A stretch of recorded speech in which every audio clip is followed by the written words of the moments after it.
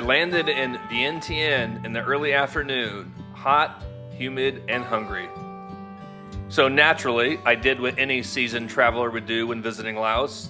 I got pizza. Now, I did witness an animal being carted off on a truck right before I ate. Was it part of my pizza? I don't know. I'd prefer not to investigate. Let's just call it mystery meat and move on. I stayed at the DoubleTree. Yep, the one with the warm cookies. Honestly, not bad at all.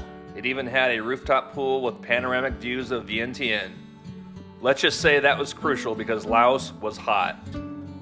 Once I rehydrated and convinced myself I wouldn't melt, it was time to explore. First stop, Wat Si Saket, the oldest surviving temple in Vientiane. Built in 1818, it's famous for its cloister walls filled with over 6,800 Buddha images.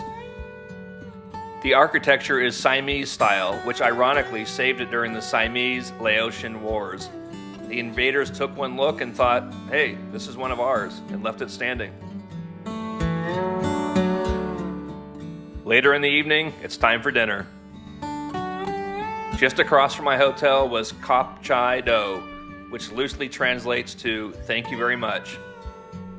It's a popular hangout for both tourists and locals, part bar, part cafe, part everything with a casual vibe. But here's the kicker, and this is important. Right outside sits an ATM that is, how do I put this, sketchier than a tuk-tuk with no brakes. I attempted a cash withdrawal, it whirred and buzzed, and then nothing. No cash, but my account, oh yeah, it got charged. A classic case of your money is gone, but your wallet is still sad. More on that later. If you're into very convincing counterfeit brands, this little cafe offered a knockoff percent Arabica coffee.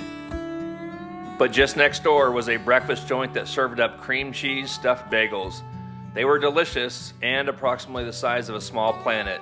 Not exactly traditional Lao cuisine, but hey, I survived the pizza.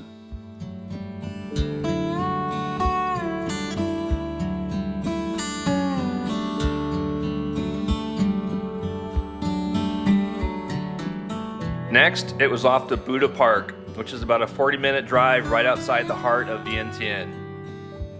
Imagine if Salvador Dali collaborated with Buddha. That's pretty much Buddha Park in a nutshell. Opened in 1958 by a self-styled priest, shaman, and sculptor, the park is home to over 200 striking concrete sculptures representing an intriguing blend of Buddhism, Hinduism, and a touch of surrealist fantasy.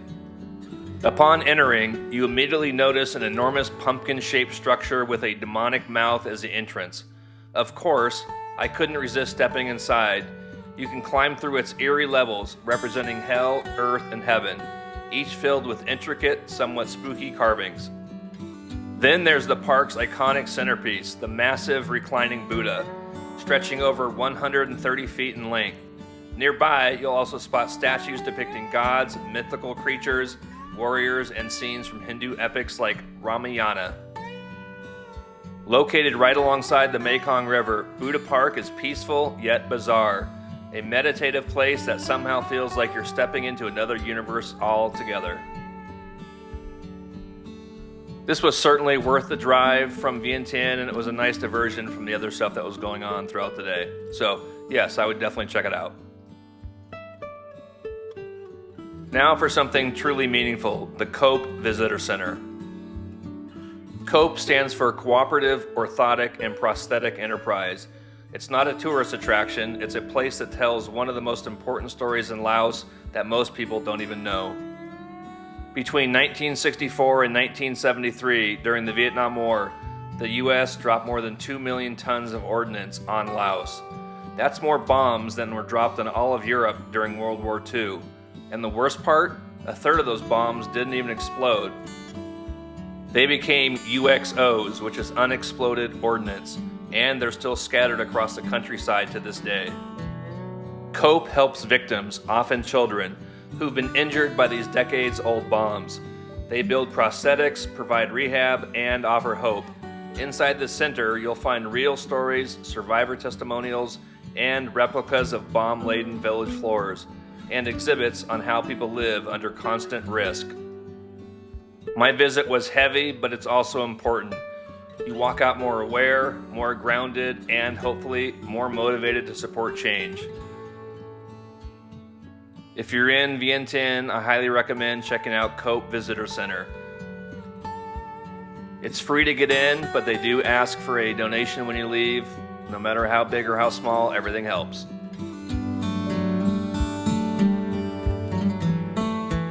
It was then time for a snack at Come On, a Vietnamese place just across the street from the hotel. Nothing fancy, but a solid plate of pho hits different after a heavy day. Consistent, comforting, and the AC worked. 3 stars just for that.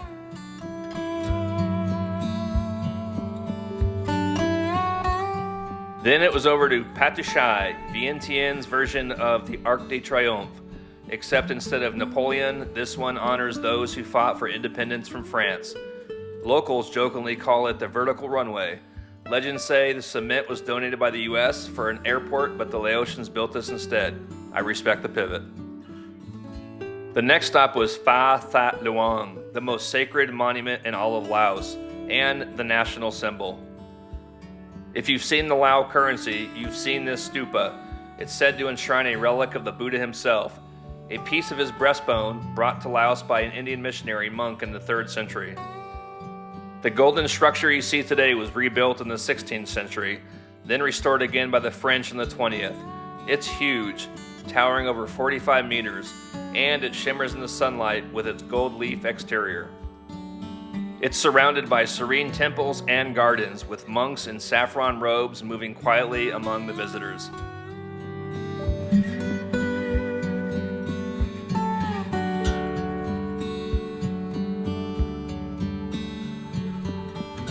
Right next door is a giant reclining Buddha, chilling like he's just had a really great massage and a coconut.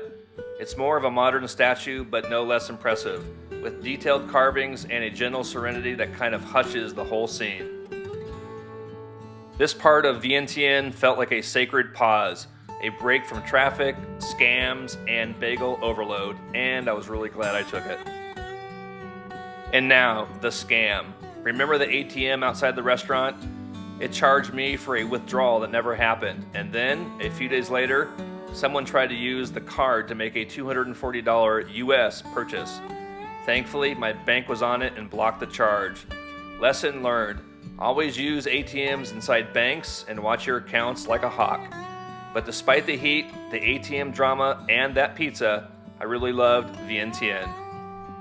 The capital has a laid-back charm. It's not as chaotic as Bangkok or Ho Chi Minh City, and that's kind of the point. You go slower here, you notice more. Pro tip for getting around, Laos doesn't use Uber or Grab. Instead, there's Loca, a local ride app that's super easy to use, clean, electric cars, low fares. I'm dropping a link in the description if you want to check it out.